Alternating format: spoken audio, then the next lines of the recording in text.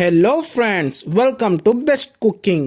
நாம் இன்றைக்கி என்ன டிஷ் செய்ய போகிறோன்னா ஸ்வீட் உளுந்து முட்டை தோசை. இது எப்படி செய்கிறது தான் பார்க்க போகிறோம். இது ஒரு டிஃப்ரெண்ட்டான ரெசிபி.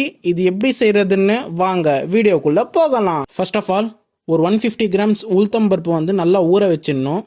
அதை ஊற வச்சு நம்ம மிக்சி ஜாரில் போட்டுடலாம். நல்லா ஊற வைக்கணும். வடைக்கு எப்படி பண்ணுறீங்களோ அதே மாதிரி 150 கிராம் நல்லா ஊற வச்சிடணும். அதுக்கப்புறமா நம்ம மிக்சியில் போட்டு அரைச்சிடலாம். ஓகேங்களா? மிக்சியில் போட்டு அரைச்சிடணும் நல்லா இது இந்த மாதிரி.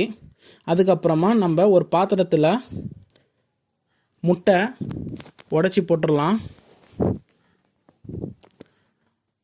போட்டாச்சு. ஒரு 2 முட்டை உடச்சி போடணும் அந்த பாத்திரத்தில்.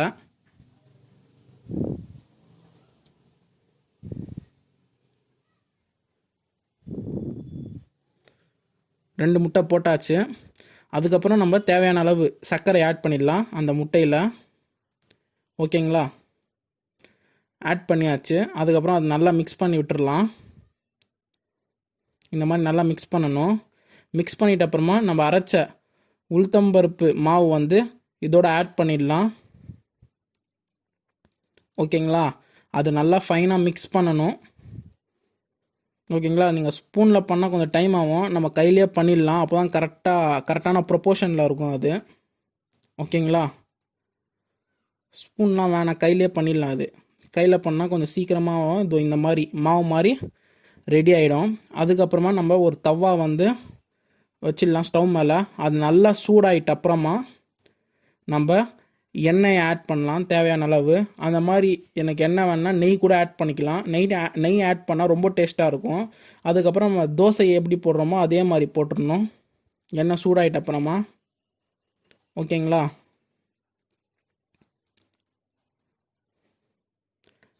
அதான் தோசை போடுற மாதிரி லைட்டாக போட்டுடணும். ஸ்லோவாக வச்சே பண்ணுங்கள், அப்போ தான் நல்லாயிருக்கும். ஒரு சைடு வந்து வெந்துட்ட அப்புறமா நம்ம நெக்ஸ்ட்டு சைடு கொஞ்சம் திருப்பி போட்டுடலாம். இதோ இந்த மாதிரி இருக்கும். நம்ம நெய் போட்டு பண்ணால் ரொம்ப டேஸ்ட்டாக இருக்கும். ஓகேங்களா? நெய் போட்டால் ரொம்ப டேஸ்ட்டாக இருக்கும். இப்போது மறுபக்கம் போட்டிருக்கோம். அதுவும் வெந்துச்சுன்னா நம்ம திருப்பி போட்டுடலாம். ஓகேங்களா? இந்த டிஷ்ஷு வித்தின் 5 மினிட்ஸில் பண்ண வேண்டிய டிஷ்ஷுங்க. இந்த டிஷ் வந்து உங்களுக்கு நீங்கள் பிடிச்சி சாப்பிட்டுட்டு அப்புறமா இந்த வீடியோவை லைக் பண்ணுங்கள், ஷேர் பண்ணுங்கள், மறக்காமல் சப்ஸ்கிரைப் பண்ணுங்கள்.